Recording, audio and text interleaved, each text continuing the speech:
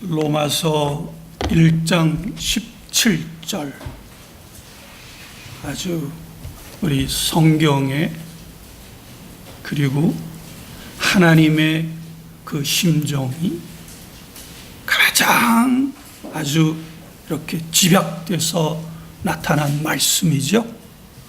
복음에는 하나님의 의가 나타나서 믿음으로 믿음에 이르게 하나니 기록된 바 오직 의인은 믿음으로 말미암아 살리라.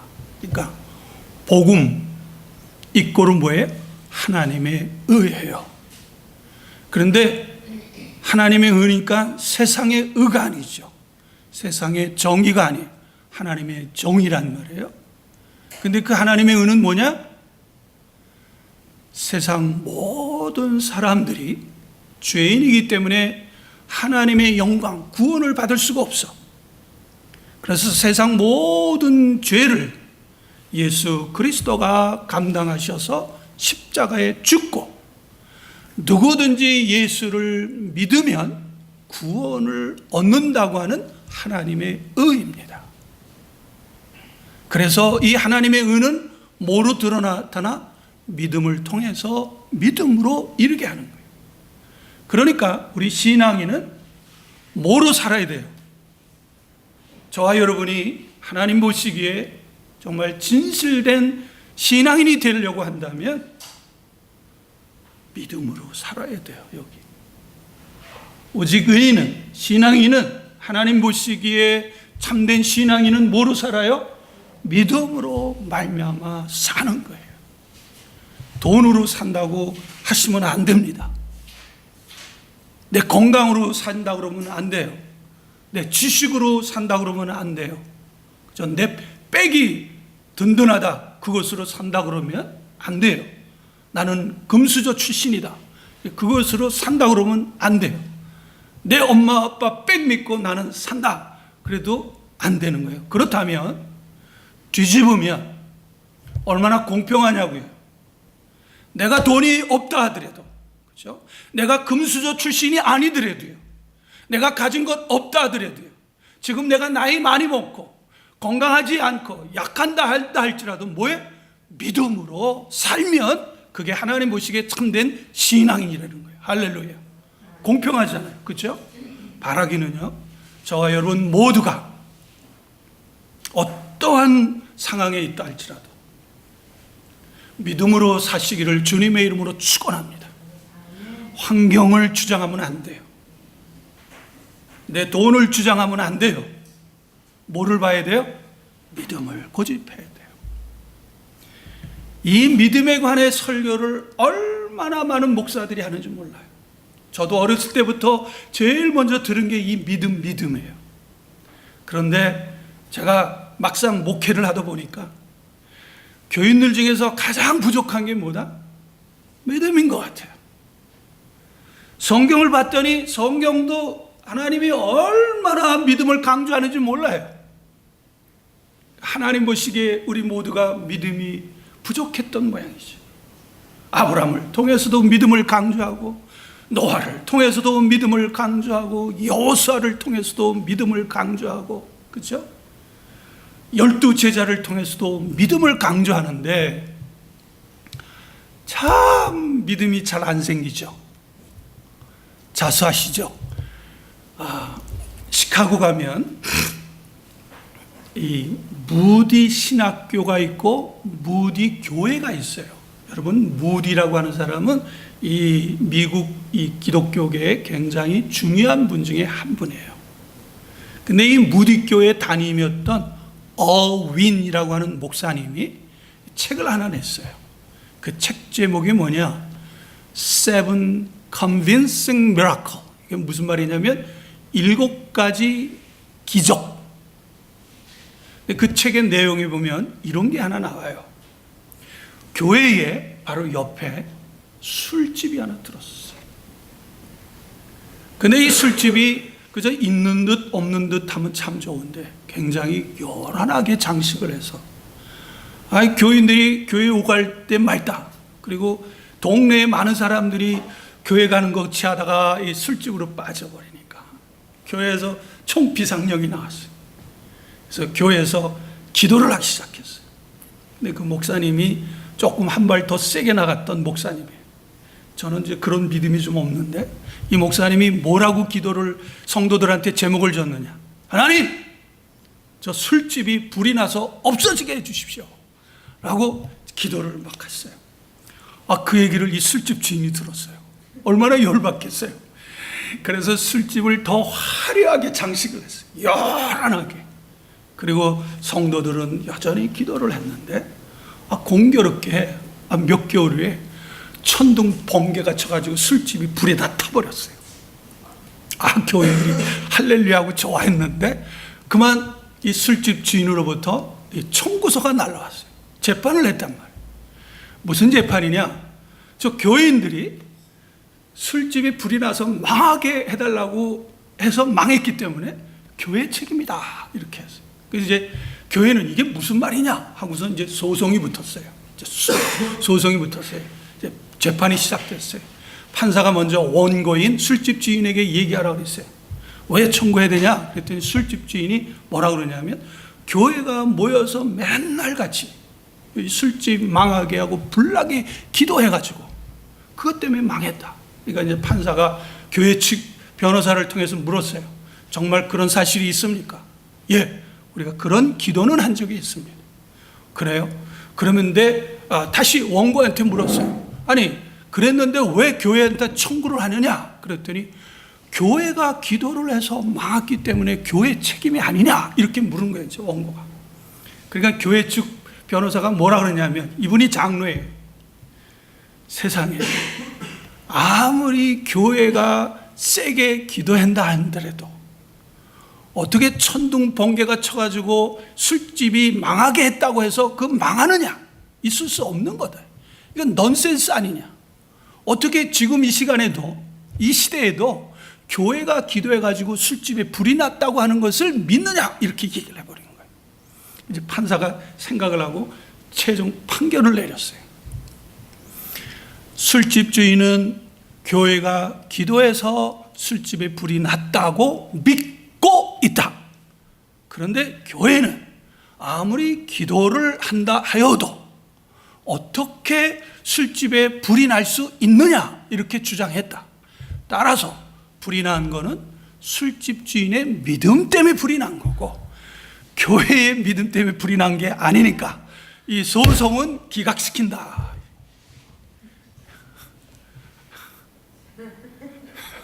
집에 가서 웃으세요. 우리가 그렇지 않을까요?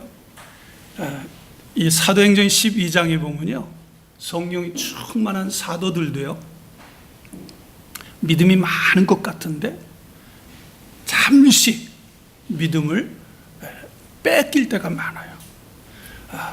사도행전 12장에 헤롯 대왕이, 당시의 헤롯 왕이 크리스찬들을 핍박하기 위해서 야고보 사도를 잡아서 죽여버렸어요.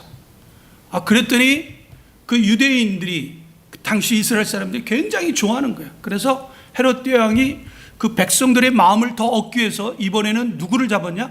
베드로를 잡았어요. 그 베드로를 죽이려고 했는데 마침 그때가 공교롭게 6월절이란 말이에요. 6월절에는 아무도 안 하는 거니까, 그래서 6월절 기간 동안에 감옥에 가둬놨어요. 그 사도행전 12장 5절에 보면 사도들 포함해서 교인들이 막 베드로를 위해서 열심히 기도를 했어요. 뭐를 위해 기도했을까요? 사도 야고보 사도가 순교당했던 것처럼 사도는 아직 때가 아닙니다. 살려주십시오. 옥에서 풀려나게 해주십시오라고 열심히 기도를 했어요. 하나님께서 그 밤에 베드로 사도를 옥에서 천사를 통해서 나오게 했어요. 그래서 이제 베드로가 늘 모였던 마가의 어머니 집에 가가지고 문을 두드렸어요, 밤중에. 그런데 거기에 모였던 이 로데라고 하는 이 어린 여자가, 자매가 딱 해서 문을 자꾸 두드리니까 문을 열어서 누굽니까? 그랬더니 나 베드로다. 그러니까 깜짝 놀래가지고 나머지 사도들하고 성도들한테 얘기를 했어요. 베드로가 풀려났습니다. 그랬더니 사도들이 뭐라 그런지 아세요? 미쳤구나, 이렇게. 자기네들이 열심히 12장 5절에는 베드로 사도를 왜 기도해 놓고 12장 15절에 가서는 너 미쳤구나. 그러니까 아닙니다. 베드로가 맞습니다. 그러니까 이번에 사도들이 뭐라 그러냐. 베드로 천사겠지. 베드로가 이게 문도 안 열어주고 저거 하니까 계속 문을 두드렸어요. 그래서 문을 열어보니까 베드로니까 다 깜짝 놀랐어요.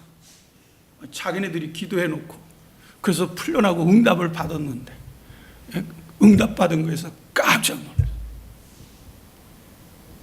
성령 충만한 사도들도 이런 실수를 합니다. 그런데요, 하나님과 동행하는 사람들, 그리고 늘 하나님에게 겸손하여 의지하는 사람들의 삶은 달라요. 이 사람을 알아맞히면 제가 아주 맛있는 걸 사주겠습니다. 우리 태연 씨, 대성 씨, 이 사람이 누군가를 알아맞히시면 제가 아주 진짜 기가 막히게 맛있는 거 사줄 거예요. 그런데 돈은 각자가 내셔야 돼요. 가난한 집에서 태어났어요. 어머니가 그의 나이 9살 때 죽었어요. 학교를 다닌 지는 겨우 6개월 뿐이에요. 22세 때에 그동안에 모았던 그 돈을 모아서 사업을 시작했는데 쩔땅망했어요. 그러나 그는 다시 일어났어요. 그 다음 23세 때, 23살 때 주의원 선거에 낙선을 했어요. 그러나 그는 좌절하지 않았어요. 24세 때 다시, 잘 들으세요, 사업을 시작했는데 이번에는 더 크게 망해버렸어요. 망했지만 자신을 원망하지 않았어요. 26세 때에 정말 진심으로 사랑했던 여인을 잃어버렸어요. 그러나 이번에도 역시 자기 삶을 원망하지 않았어요. 27세 때에 그것 때문에 신경쇠약과 정신분열증으로 고생했지만 끝까지 믿음을 포기하지 않았어요. 29세 때에 의회 의장 선거에 갔는데 또 낙선했어요. 31세 때에 대통령 선거에 또 낙선했어요. 34세 때 연방의회 선거에도 또 낙선했어요. 39세에도 또 연방의회 국회의원에 낙선했어요. 그러나 그 낙선이 그를 좌절시키지 않았어요. 왜요? 의인은 뭐로 살아요? 믿음으로 살겠다. 46세 때에 상원 의원에 출마했지만 이번에도 또 낙선했어요. 얼마나 낙선을 많이 한 거예요? 얼마나 많이 실패를 한 거예요? 아마 이렇게 여러분들이 삶 속에서 이렇게 했다면 여러분들 이렇게 건강하게 살 수 있을까요? 47세 때에 부통령 선거에 낙선했어요. 벌써 세죠? 실패했는데 점점 도전하는 게 뭐예요? 잘 한번 보세요. 점점 직위가 높잖아요. 그런데 51세 때에 대통령 선거에 나가 승리했어요. 이분이 누구일까요? 제가 제일 좋아하는, 그리고 제가 어렸을 때부터 제일 이 모델로 삼았던 그런 에브라함 링컨 대통령. 이분이요, 대통령이었을 때 남북전쟁이 일어났어요. 만약에 이런 실패한 경험이 없었다면, 믿음이 없었다면요, 미국도 오늘날처럼 남과 북이 갈라졌을 거예요. 지금도요, 제가 공부했던 이제 그쪽 이 지역도 모르겠네. 거기에 유니온 신학교 제가 공부한 중에 거기에는요 아직도 남부에 대한 국기를 달고 있는 데가 많아요. 남부 굉장히 남군이 패했거든요. 북군이 승리를 하고. 근데 이 에브라함 링컨이 이들을 다 포용했어요. 난과 북이 갈라지지 않았죠. 그는 믿음의 사람이에요. 믿음의 사람은 뭐예요? 불우한 환경 때문에 포기하는 삶을 포기하는 자예요. 포기하기를 거절하는 사람, 좌절하기를 거절하는 사람이 뭐예요? 믿음의 사람이지요. 말로만 믿음이 있다고 그래놓고서는 입술로 믿음 얘기하지만 전혀 행동이 나타나지 않으면 그 믿음은 어떤 믿음이라고 그랬어요? 야고보서 2장 26절에 뭐예요? 죽은 믿음이라고 말씀했잖아요. 만약에 에브라함이요, 자기 환경을 보고 살았다면 그는 일평생 원망하면서 살아야 됐을 거예요. 어머님이 일찍 돌아가셨죠. 학교는 6개월밖에 안 갔죠. 자기가 온 재산을 그래도 그 아르바이트에서 돈 모은 거 가지고 사업을 뺐는데 망했지요. 2번이나 망했죠. 사랑하는 여인이 죽었지요. 하는 것마다 낙선하고 낙선했다면 이 사람이 어떻게 살아날 수 있겠냐. 그 사람, 이 에브라함 링컨은 자기 지난날의 실패를 보지 않았어요. 뭐로 살아요? 믿음을 바라보고 있어요. 그래서 그는 이 로마서 1장 17절, 우리가 정말 참된 신앙이라고 하면 믿음으로 산다고 하는 것을 우리 삶 속에서 드러내야 된다. 우리 신앙인이 살아야 될 이유가 뭔가요? 환경이 좋거나 나쁘거나 우리가 살아야 될 이유가 뭔가요? 내가 능력이 많거나 많이 가졌거나 많이 배웠거나 안 배웠거나 상관없이 우리가 살아야 될 이유가 뭡니까? 그거는 뭐예요? 믿음 안에 갇혀서 사는 거예요. 믿음의 포로가 돼서 사는 거예요. 사드락과 메삭과 아벳느고 같은 사람 혹시 들어보신 적이 있나요? 다니엘서 3장 17절부터 18절에 나오는 인물인데, 이들이 섬기는 왕이 하나님을 안 믿는 느부갓네살 왕이에요.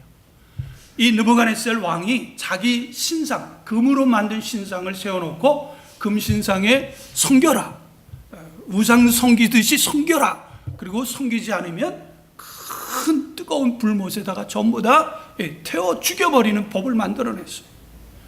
그래서 사드락과 메삭과 아벳느고는 뭐예요? 하나님을 믿기 때문에 우상에게 절하지 않았단 말이에요.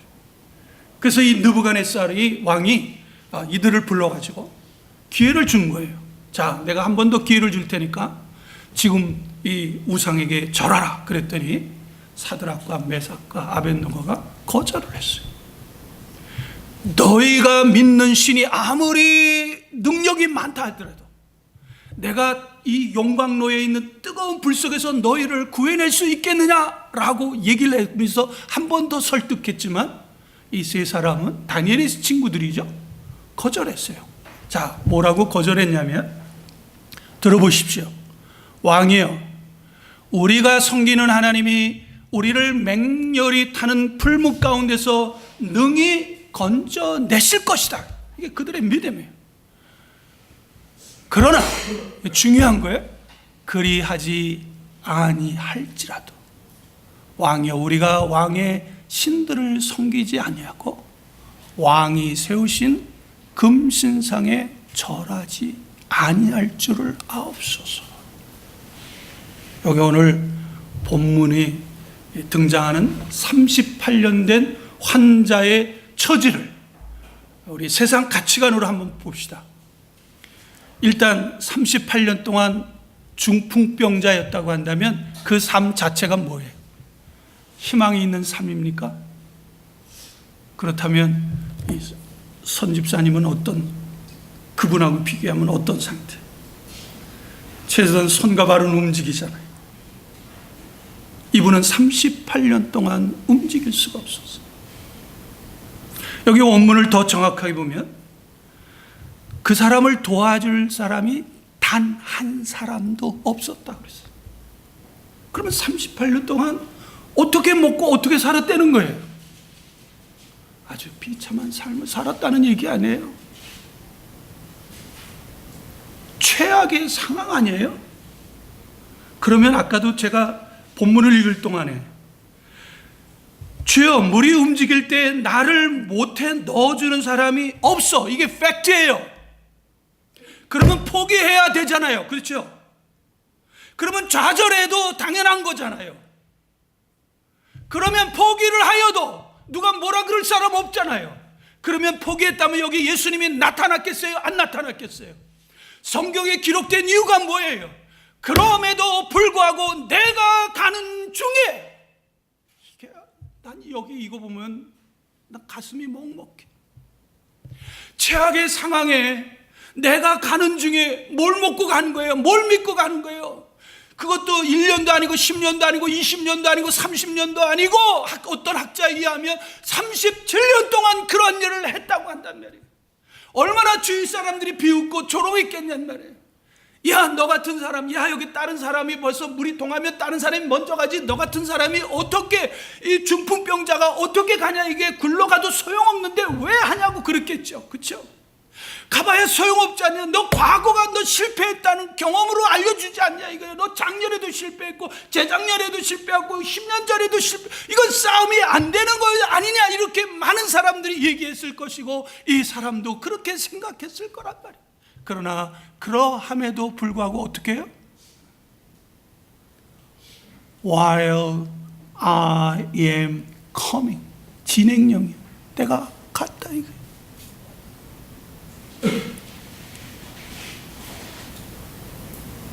저와 여러분의 삶이 어떠한 처지에 있나요? 이 사람보다도 더 최악의 상황인가요? 설사 그렇다 할지라도 의인은, 하나님 보시기에 참된 신앙인은 믿음으로 산다고 하는 것을 기억하시고, 믿음으로 산다는 건 뭐예요? 말로만이 아니라 행함이 드러나는 거예요. 어떤 행함? 이 38년 된 환자에게는 뭐예요? 내가 가는 중에. 그것 때문에 예수님이 오신 거예요. 여기 오늘 본문을 보면 잘못 해석한 것이 있어요. 6절을 한번 보세요. 예수께서 그 누운 것을 보시고 병이 벌써 오래된 줄 아시고, 그러니까 알았다는 거예요. 왜? 예수님이 이 양반만 찾아왔으니까. 그렇잖아요. 여기 다른 사람 낫다고 그래요? 아니, 이 사람만 낫다고 그래요? 많은 병자 중에서 유독 이 사람만이 낫잖아요. 그러니까 예수님이 의도를 가지고 찾아온 거잖아요. 그러니까 6절은 뭐냐면 예수님이 다 안 거예요. 그래서 영어 성경에는 Jesus knew 이미 다 안다는 거예요. know가 지금 아는 게 아니고 know라는 말은 안다는 것인데, 이거의 과거는 뭐예요? 이미 다 알았다는 거예요. Jesus Christ knew that he has been ill for a long time. 오랫동안 그가 아팠던 것을 다 아셨다는 거예요. 그런데 뭐라고 말씀했냐면 우리말 성경에 내가 낫고자 하느냐 이렇게 하면 이건 100% 오역이에요. 왜 그러냐면 생각 한번 해보십시오. 이 베데스다에 모여있는 사람은 왜 모였어요? 낙교에서 모인 거예요. 여러분들이 병원에 가는 이유 중에 가장 중요한 이유 중에 하나가 뭐예요? 치료 안 받아서 낙고를 거는 거예요. 그런데 의사가 와가지고 왜 왔어요? 이렇게 물으면 이게 말이 돼요, 안 돼요? 이렇게 많은 분들이 해석을 하면 이 본문이 이상해지는 거예요. 그러니까 이거 성경을 잘 이해하는 사람은요, 국어 공부를 잘해야 돼요. 그리고요, 또 하나 원문도 잘 알아야 돼요. 여기 낫고자 하느냐는 말은 의문사가 아니에요. 원문은 텔레이스예요. 정확하게 문법으로 뭐냐면 동직설 현재 능동 2인칭이에요. 이게 무슨 말이냐? 의문문이 아니고 평서문이라는 거예요. 이게 무슨 얘기냐면 텔레이스란 말은 어떤 거 강력하게 뭐뭐 하기를 원하는 아주 강렬한 어떤 이 강력한 위시풀에 가졌던 희망, 네가 낫기를 원하는구나. 그러니까 이걸 뭐냐면 네가 낫기를 강력하게 원하는구나, 이 말을 이렇게 하셔야 돼요. 그래야 이 문장에 이게 오해가 없어요. 어떤 사람은 이것을 낫고자 하느냐 이렇게 해석하려면 좀 이상한 것이 돼버린단 말이에요. 그건 중요한 게 아니에요. 우리하고는 상관없으니까. 그러니까 이거는 무슨 얘기냐면 네가 정말로 낫기를 굉장히 강력하게 원했구나라고 물으니까, 했구나 하니까 이 병자가 대답을 뭐라고 그랬어요? 내가 이러한 상황이었지만 그래도 포기하지 않고 갔습니다. 이렇게 얘기하니까 맞잖아요. 이게 앞하고 뒤가 그렇잖아요. 그러니까 여기 이게 문장이 뭐냐? 뭐가 중요한 거냐? 간절히 낫기를 원하는, 이게 믿음을 가지면 단순히 입이 아니고 마음이 강렬해야 된다. 심령이 가난한 자는 복이 있나니, 마태복음 5장 3절이죠. 애통하는 자는 복이 있다고 그랬어요. 이게 무슨 얘기일까요? 하나님의 은혜를 간절히 원해. 그 상태를 가난이라고 그랬어요. 이게 푸토코스예요. 푸토코스는 뭐냐면, 여러분 한번 보세요. 어린이, 아주 갓난아기가 배고프면 자기 혼자 뭐 먹을 수 있나요? 배고픈 건 알지요. 그러면 갓난아기가 할 수 있는 게 뭐예요? 근데 엄마 아빠가 계속 모른 척해. 자꾸. 그러면 소리가 어떻게 해요? 부르짖다가 지쳐가지고. 그러나 뭘 먹어야 사니까. 그러니까 이게 갓난아이가 삶을 포기하면, 에이, 완전 내가 더러운 잘못 부모 만나가지고 태어났구나. 에이, 그까짓 거 그냥 차라리 굶고 말지. 이러면 더 이상 애절한 게 없어요. 그러나 하나님이 우리 인간에게 살려고 하는 본능을 주셨어요. 그래서 제가 신앙은 하나님으로 살려고 하는 것이라고 그랬잖아요. 그때 이 갓난아이가 할 수 있는 게 뭐예요? 못 움직이니까 온갖 표정, 소리를 지르는 거예요.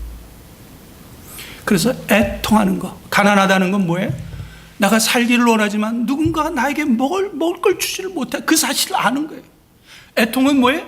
그러니까 살려고 몸부림치는 게 펜토스라고 그러냐면, 막 이렇게 그러니까 소리도 애절하고, 소리가 없다 하더라도 마음에 왜 간절한 것 있잖아요. 어떨 때 우리가 울을 때 막 통곡하고 울기도 하지만, 때로는 뭐죠? 속으로 우는 것도 더 간절하잖아요.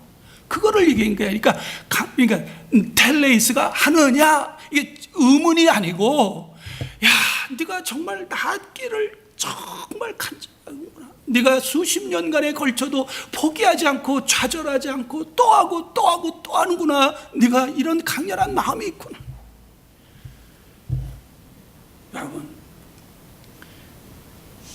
여러분들이 오늘 본문에 등장하는 네가 낫고자 하느냐 대신에 너의 마음속에 이런 강렬함이 있느냐라는 말로 대체를 시켜보세요. 이 얘기는 뭐냐면, 여러분들이 이 수영을 하다가 물속에 빠졌어요. 그러면 여러분이 해야 될 일이 뭐예요? 저기 라이프 가드가 있어요. 저기. 그러면 그 사람에게 보이려고 온갖 몸짓을 다 하겠죠. 그렇죠? 소리 지를 수 있으면 소리도 지르고, 아니면 요란하게 하고 막 몸부림치는 게 이거예요. 이게. 만약에 소리 지르려면 이런 얘기가 아니겠어요? 여보시오, 지금 내가 물속에 빠져 있으니까 어서 와서 나를 좀 도와주십시오. 나는 삶을 포기 않고 나는 살고 싶습니다. 여보시오, 지금 내가 물속에 빠졌으니 제발 와서 날 좀 도와주세요 라고 하는 그 심령이 바로 텔레이스.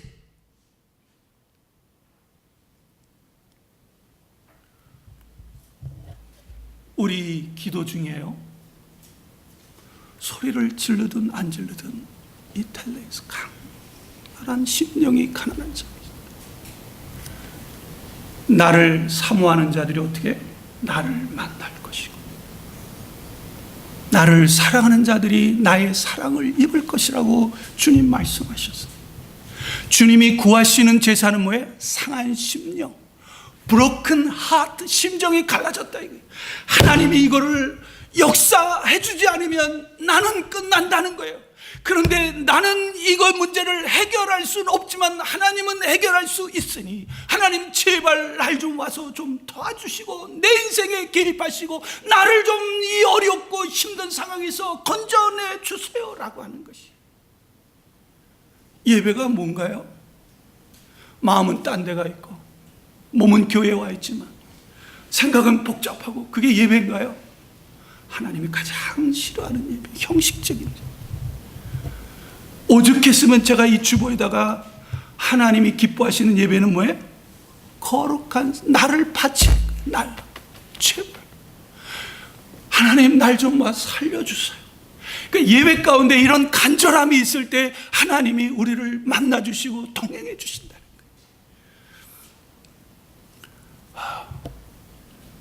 거예요. 바라기는요, 우리 삶 속에서 꼭 교회에서만이 아니라 교회에서 기도할 때도 이왕 기도하는 거 왜 형식적으로 할까요? 그렇죠? 하나님의 관심을 끌려고 하는 기도. 우리 물질 내는데 이왕 낼 거면 왜 물질에 우리 마음에 인색한 이 물질을 통해서 하나님 간절히 살려고 하는 그게 재물이거든. 하나님은 환경이 최악이라고 말하지 않았으면 좋겠습니다. 물론 그게 팩트겠죠. 불우하게 태어났다고요? 그 말 사실일 수 있어요. 내 능력이 없다고요? 뭐 또 사실은 그 말을 했으니까. 가진 재산이 없다고요? 몸이 불편하다고요? 많이 못 배웠다고요? 또 내가 나이가 많아서 이제 무슨 일 하기에 이미 늦었다고요? 그렇게 말할 수 있어요. 왜? 팩트니까. 그러나 믿음은 그것을 이겨내는 거예요. 할렐루야. 이러한 믿음을 고집하시면서 살아가시길 주님의 이름으로 축원합니다. 이 베토벤이라는 사람 다 알죠? 음악가예요. 나이 30에요. 청력 듣는 게 완전히 죽어버렸어요. 그래서 베토벤 자신도 생각하길 이제 내 음악 생활은 작곡가인데 들리지 못하니까 끝났구나. 그리고 베토벤 주위에 있는 사람들도 베토벤은 이제 더 이상 음악을 못한다 그랬어요. 베토벤은 일평생 음악을 좋아하고 음악을 위해 살다가 한순간에 이 청력이 이렇게 죽어버리니까 그 심정이 어떻겠어요? 비참했겠어요? 그쵸? 비참하죠. 좌절하고 포기했죠. 그리고 자기 운명을 탓했어요. 그런데요, 베토벤은 신앙이에요. 그의 실망은요, 오래가지 않았어요. 왜 그러죠? 신앙인은 믿음으로 사는 것이기 때문에. 그래서 그때부터 베토벤이 기도하기 시작했어요. 기도하고 또 기도했는데 전혀 응답이 없는 거예요. 그러나 그럼에도 불구하고 신앙인은 뭐로 살아요? 뭐로 살아요? 응답으로 사나요? 믿음으로 사나요? 축복으로 사나요? 믿음으로 사나요? 돈으로 사나요? 믿음으로 사나요? 성공으로 사나요? 믿음으로 사나요? 기도하고 또 기도하는데 어느 날 하나님께서 지혜를 주셨어요. 막대기 한쪽 끝을 피아노 건반 위에 놓고 다른 쪽 한 끝을 자기 입술에 대었어요. 수연 씨 잘 들으셔야 돼. 수연 씨를 위한 설교야. 예. 그리고 피아노를 치면 어떻게 해요? 진동이 막대기를 통해서 이 입술에 전해오잖아요. 그때부터 그것을 놓고 작곡을 하기 시작했어요. 말이 된다고 생각하십니까? 세상 가치관에서 보면 안 되지만 믿음 안에서는 능치 못함이 없는 거예요. 작곡을요 무려 12년 동안 했어요. 그래서 내놓은 것이 뭐예요? 교향곡 9번이에요. 교향곡이라는 게 뭐냐? 한국말로 하면 잘 이해가 안 되는데 여러 가지 악기를 동시에 연주하는 거예요. 그러니까 심포니라고 영어하는데, 심은 이렇게 동시에, 포니 그러니까 소리 여러 가지 악기를, 예를 들어서 타악기 막 치는 악기 있죠. 피아노라든지 드럼이라든지 북 같은 거, 그런 악기하고 또 현악기 있죠. 왜? 바이올린, 또 그다음에 뭐죠? 비올레 같은, 맞나? 예, 그런 거. 그다음에 이제 이 금관 악기 있잖아요. 뭐 트럼펫, 그냥 나팔 같은 거. 이 여러 전체가 나오는 것을 교향곡이라고 하는데, 여기에서 처음으로 베토벤은 여기에 합창, 교향곡 중에서 합창을 도입을 했어요. 교향곡 중에서 최초예요. 그래서 교향곡 9번, 베토벤의 교향곡 9번은 합창곡이라고 그래요. 합창곡이라고 해요. 여기에 성악도 나오고 합창도 나오는데요. 여러분 집에 들어가서요, 가셔서 교향곡 9번 악장 4번을 쳐보세요. 기가 막힌 음성이 나와요. 우리 찬송가를 제가 찾아봤더니 64편에 나오더라고요. 64장에 그 교향. 근데 너무 높아가지고 나도 못 올라가서 제가 안 했는데 소개할까 말인데, 기가 막힙니다. 너무 기가 막혀서요, 유네스코에 등재를 해서 이거를 악보와 악구를 지키었어요. 베토벤이요, 청력을 상실하지 않았을 때 작곡한 것보다 아주 이 청력을 잃어버린 후에 지은데 최고의 걸작이에요. 최고의 걸작. 자, 이제 마무리를 짓죠. 베토벤이 할 수 있으면 우리도 할 수 있다는 거 아닌가요? 주님이 왜 이 38년 된 환자를 이 본문에다가 이렇게 기록해 놨을까요? 이 사람도 할 수 있으면 너도 할 수 있다는 거예요. 최악 아니냐고요. 38년 된 환자면. 그리고 도와줄 사람도 전혀 없어요. 이 사람이 일어났다면 너도 일어날 수 있다는 거예요. 왜? 베토벤이 믿는 하나님과 내가 믿는 하나님이 같아요? 틀려요? 베토벤이 믿고 구한 그 하나님, 역사하신 하나님이 우리가 믿고 구한 그 하나님이란 말이에요. 그러니까 이 본문은 저와 여러분에게 뭐를 도발시키는 건가요? 일어나라는 거예요. 좌절하지 말라는 거예요. 포기하지 말라는 거예요. 믿음은 뭐다? 행동하는 거예요. 행동. 시도하는 거예요. 뭔가 내가 믿음이 있으면 그 믿음대로 뭐를 해야 돼요? 믿음이 있으니까 그 믿음에 따른 뭔가 액션이 나와야 되는 거예요. 그렇다고 무턱대고 막 여러분 생각대로 하지 마시고요, 기도하세요. 기도하시면 하나님께서 뭔가 좀 주세요. 그럼 그거 가지고 나가시면 됩니다. 바라기는 저와 여러분들 모두가 믿음으로 사셔서 행동하는 신앙인이 되시기를 주님의 이름으로 축원합니다. 우리 잠시 1, 2분 정도 기도하시고요, 제가 마무리 기도하겠습니다. 같이 한번 들은 말씀을 생각하며 잠깐 기도하십시다.